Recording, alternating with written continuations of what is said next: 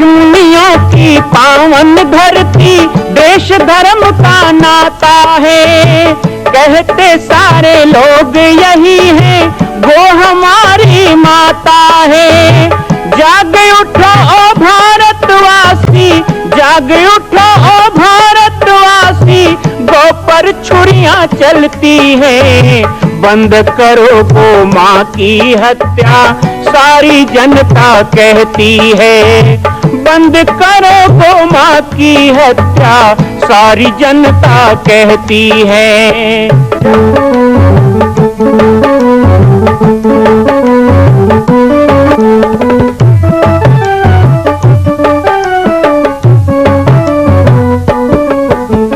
जगह जगह पर बूचड़ खाना, लाखों गौएं कटती हैं।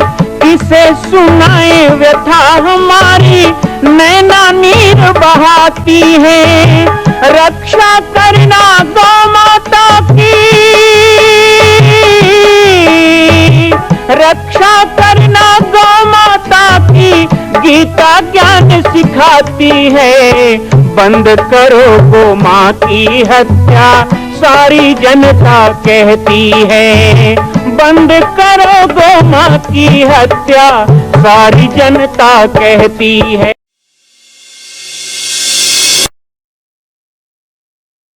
जय श्री राम, जय गो माता, जय गोपाल।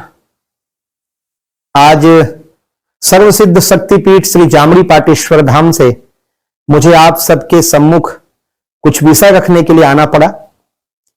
जैसा कि आप सभी जानते हैं कि पूरे विश्व में भगवान राम के लाखों मंदिर हैं, और छत्तीसगढ़ में जिसने जन्म लिया, ऐसी गौरवमयी छत्तीसगढ़ की बेटी माता कौशल्या का एक भी कोई विशाल मंदिर नहीं है। ये 15 वर्षों से श्री जामड़ी पाटेश्वर धाम, जिला बालोद, छत्तीसगढ़ में मां कौशल्या का मंदिर बन रहा है। 3 मंजिल का 108 फीट ऊंचा, 65 फीट चौड़ाई और 136 फीट लंबाई का यह मंदिर, जिसकी क्षमता लगभग 10,000 लोगों के बैठने की होगी। इस मंदिर के निर्माण को राजस्थान के ठोस पत्थरों से किया जा रहा है। इस निर्माण में कई बाधाएं आती हैं, निर्माण रुका हुआ है, लेकिन अब निर्माण को पूर्ण करने के लिए त्रिवर्षीय संकल्प महाअभियान की यह श्रृंखला चल पड़ी है। सैकड़ों लोग इसमें जुड़ रहे हैं। मैं एक बार आप सबसे भी निवेदन करूं, जिस तरह हमने अयोध्या में बनने वाले रामलला के मंदिर के लिए तन मन धन से साथ दिया, वैसे ही छत्तीसगढ़ में बनने वाले मां कौशल्या के पावन धाम के निर्माण में मुक्त हस्त से दान दें। 3 साल के लिए आप एक निश्चित राशि का संकल्प करके हमारे नीचे चल रहे मोबाइल नंबर पर व्हाट्सएप करें। आप 5100 3 वर्ष तक, 11,000 3 वर्ष तक, 21,000 3 वर्ष तक, क्षमता हो तो 1 लाख रुपए, 11 लाख रुपए, 5 लाख रुपए भी कर सकते हैं। याद रखिएगा, यह अवसर अब 2-3 वर्षों तक ही मिलेगा, क्योंकि आने वाले 2-3 वर्षों में इस मंदिर का निर्माण पूर्ण कर लिया जाएगा और शिखर चढ़ेगा। माता कौशल्या गोद में रामलला को लेकर बैठेंगी। मैं राम बालक दास महात्यागी पूरे प्रदेश और पूरे देशवासियों से निवेदन करूंगा कि मेरे इस छोटे से विनय और मेरे प्रयास को आप अपना। जिसको सुनने से मिट जाए हर मन की व्यथा, वही है राम कथा। ये भगवान की कथा है, और ऐसे भगवान की कथा को कल हमने यज्ञ के बारे में थोड़ा विषय लिया था, उस विषय को जोड़ देता हूं, नहीं तो आज का भी समय समाप्त हो जाए। हमने 4 संपुट दिए थे, रघुपति, राघव, राजा, राम। और ये 4 संपुट लोम हुए। ये 4 संपुट का विलोम ले लो, पतित, पावन, सीता, राम। इसलिए इसे कहीं कहीं पर अष्ट मंत्र भी बोला जाता है। ये मंत्र है, रघुपति, राघव, राजा, राम। महात्मा गांधी जी इसी को गाते थे। कई लोग सोचते नहीं उन्हीं ने लिखा था, उन्होंने नहीं लिखा था, ये बहुत पुराना है, ये बहुत पुराना है। पतित पावन सीताराम, सीताराम, सीताराम, भज मन प्यारे सीताराम।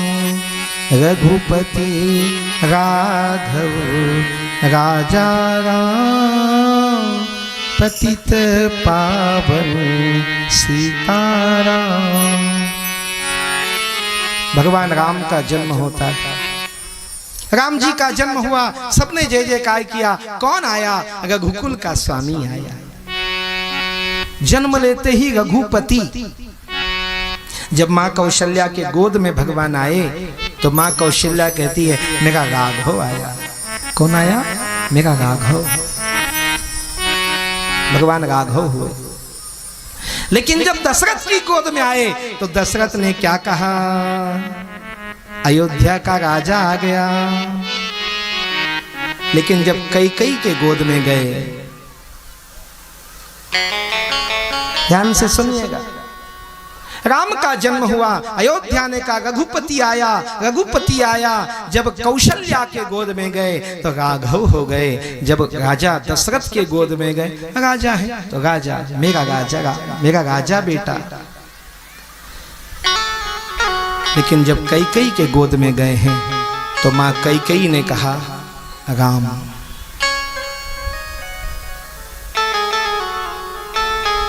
वशिष्ठ ने नाम रखा तो राम। 4 तो हो गए, लेकिन अब बचे हुए 4 को कौन करे? तो वो यज्ञ ने किया, वो यज्ञ से हुआ। यज्ञ ना होता तो केवल रघुपति, राघव और राजा और राम रहते, भगवान राम। लेकिन बाकी के जिसके कारण प्रसिद्धि है, एक परिचय है, एक प्राप्ति है। परिचय क्या है? रघुपति, राघव, राजा, राम। और प्राप्ति क्या है? पतित पावन सीताराम। ये प्राप्ति है। और वही 4 में अंशगत कल्याण छुपा हुआ। वो कैसे बना? तो महर्षि विश्वामित्र आते हैं। कल हमने आपको बताया कि किस तरह 1 लाख गायों को लेकर सिंह जी ऋषि पहुंचते हैं। कहाँ? अयोध्या। यज्ञ हुआ है, चरु लिया है। राम, लक्ष्मण, भरत, शत्रुघ्न 4 पुत्र हुए हैं। आनंद बधाई बजी हैं। और इसके बाद राम बड़े हुए, पढ़ के आ गए। अब उनके बल ताकत की चर्चा होने लगी, किशोरवय में पहुंचे हैं। और उसी समय महर्षि विश्वामित्र का आगमन हुआ। जो कथा हमने पुटपुरा के यज्ञ में 18 साल पहले सुनाई थी, आज उसी कथा से आपको जोड़ता। विश्वामित्र विश्वामित्र महामुनि ज्ञानी, विश्वामित्र महामुनि ज्ञानी। बसहि विपिन शुभ आश्रम जानी, बसहि विपिन शुभ आश्रम जानी। तजप जोग याग मुनि करहि, तह याग मुनि अति मारीच सुबाहु ही डरहि, अति मारीच सुबाहु। ये कथा है। और ये रामायण की चौपाई में बीच बीच में इसलिए बोलता हूं कि ताकि पता चले कि आप लोग रामायण पढ़ते भी हो कि नहीं। रामायण थोड़ा थोड़ा याद होना चाहिए।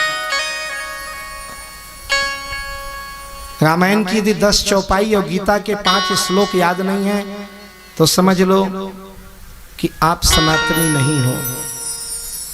हर सनातनी को रामायण और गीता आना चाहिए भाई। इसलिए घर की दीवालों में रामायण की चौपाई लिखो, बच्चों की कॉपी में रामायण की चौपाई लिखो, अपने दिल में रामायण की चौपाई का छाप लगाओ। याद नहीं रामायण की चौपाई। रामायण तो घर घर में है, सबके घर में रामायण है। नहीं है तो यहां लाया हूं मैं, ले जाना। मेला बाजार से भैंस खरीद के लेते हो ना, यहां से खरीद के ले जाना। लेकिन मैं इसलिए नहीं कहा घर में रामायण है तो खाली दिवाली में धूल झड़ाने के लिए निकालो और फिर पठेरा में टांग दो लाल कपड़ा में बांध के। इसके लिए रामायण नहीं है। पढ़ा करो, पाठ किया करो। जो रामचरितमानस का पाठ करते हैं ना, जीवन की बहुत सी भ्रांति ऐसे ही मिट जाती है उनकी। रामायण तो प्रश्नों का समुद्र है और उत्तर उसी में है। 6 कांड में प्रश्न है तो आखिरी उत्तर कांड में उत्तर है। उत्तर कांड पढ़ा करिए। और नहीं पढ़ते हैं तो देखो अभी रामचरितमानस यज्ञ हो रहा है, अपने घर में जो रामायण है ना उसको लेके आना, यहाँ कहीं किनारे में बैठ के पढ़ा करो। उधर यज्ञ होता है ना तो यहाँ बैठ करके भी रामायण पढ़ा करो। वो लोग रामायण ही तो पढ़ते हैं, एक एक चौपाई दोहा से आहुति हो रही है, वहां छंद सोरठा से आहुति हो गई। आप लोग भी उसमें शामिल हो सकते हैं, सम्मिलित हो सकते हैं। रामायण याद नहीं है हमको, बहुत दुख की बात है। और यही कारण है कि आज लव जिहाद के मामले, आज धर्मांतरण का मामला, आज अपने धर्म को छोड़ के दूसरे में जाने क्यों होता है? रामायण गीता होती तो ना होता है। जब तक रामायण गीता जीवन का अंग था तब तक नहीं हुआ। आज कुछ लोग कहते हैं जब से फोन मोबाइल आया तो रामायण पढ़ना कम हो गया, वो कम हो गया। कुछ नहीं होता इससे, रामायण गीता तो मोबाइल में भी है। हम कहते हैं मोबाइल चलाने वालों, आप भी तो मोबाइल में रामायण गीता अच्छे अच्छे स्तोत्र पढ़ सकते हो, कोई गलत हो? वो भी तो साधन है, उसका उपयोग कर सकते हैं आप। रामायण का पाठ करना जरूरी। विश्वामित्र जी आए, महाराज मैं यज्ञ करता हूं, मैं जांचन आयो नृप तो ही, मुझे राम लक्ष्मण दे दो। दशरथ ने कहा राम देत नहीं बने गोसाई। वशिष्ठ ने समझाया, देखो अभी तक रघुपति राघव राजा राम हुए हैं, लेकिन तुम यदि चाहते हो कि तुम्हारा पुत्र राम अब पतित पावन कह के दुनिया में विख्यात हो और वो राम से सीताराम हो जाएं, तो विश्वामित्र को दे दो राम। विश्वामित्र को समझाया वशिष्ठ। भगवान ने कह दिया, प्रात कहा मुनि सन रघुराई, निर्भय यज्ञ करहु तुम जाए। आप यज्ञ कीजिए महाराज, चिंता छोड़ दो। यज्ञ की रक्षा भगवान ने की, और यज्ञ की रक्षा का परिणाम देखो। तुलसीदास जी ने अहिल्या का उद्धार पहले करवाया, लेकिन वाल्मीकि जी ने पहले यज्ञ की रक्षा करवाई और उसके बाद अहिल्या का उद्धार करवाया। इसमें भी कारण है। भगवान राम यज्ञ की रक्षा किए तो परिणाम में क्या हुआ? तब मुनि निज नाथ जिया चीनी, तब मुनि निज नाथ जिया। विद्या निधि कहूँ विद्या दीनी, विद्या निधि कहूँ विद्या। वो कौन सी विद्या है?